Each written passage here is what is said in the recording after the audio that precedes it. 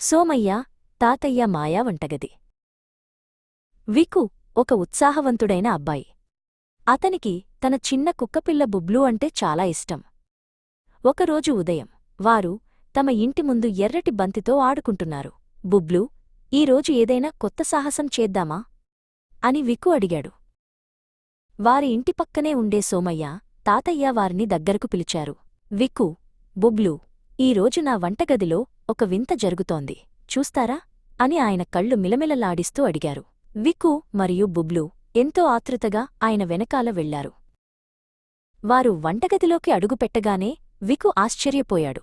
అక్కడ చెంచాలు గరిటెలు గాలిలో మెల్లగా తేలుతూ డాన్స్ చేస్తున్నాయి. ఒక చిన్న చెక్క గరిటె వికు దగ్గరకు వచ్చి మర్యాదగా వంగి నమస్కారం చేసింది. సోమయ్య తాతయ్య తన తోటలోని ఒక ప్రత్యేకమైన మామిడి పండును తీశారు. అది మామూలు పండులా లేదు, బంగారంలా మెరుస్తూ చిన్నగా గుసగుసలు పలుకుతోంది. ఇది మన మాయా వంటకానికి కావాల్సిన ముఖ్యమైన పదార్థం అని తాతయ్య చెప్పారు. అకస్మాత్తుగా బుట్టలో ఉన్న ఒక ఎర్రటి టమోటా బంతిలా గెంతడం మొదలుపెట్టింది.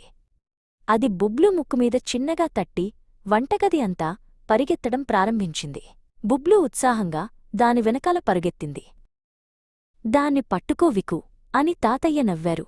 వికు ఆ టమోటాను పట్టుకోవడానికి షెల్ఫ్ కింద టేబుల్ పైన వెతికాడు.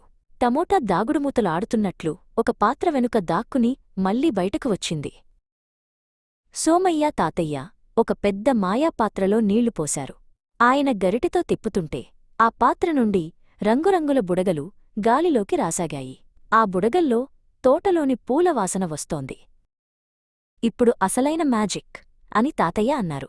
వికు తన చేతులతో కొంచెం దయాగుణాన్ని గాలిలో నుండి పట్టుకున్నట్లు నటించి పాత్రలో వేశాడు. తాతయ్య వికు తల నిమిరి, చాలా బాగా చేశావు నాన్నా అని మెచ్చుకున్నారు. వంట పూర్తయ్యాక సోమయ్య తాతయ్య బుబ్లూ కోసం కొన్ని మాయా బిస్కెట్లను ఇచ్చారు.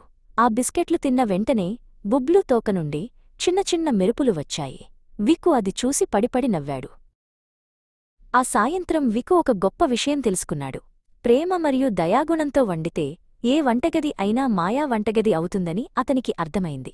సోమయ్య తాతయ్య మరియు వికు కలిసి ఆ తీయని మామిడి వంటకాన్ని ఆస్వాదించారు.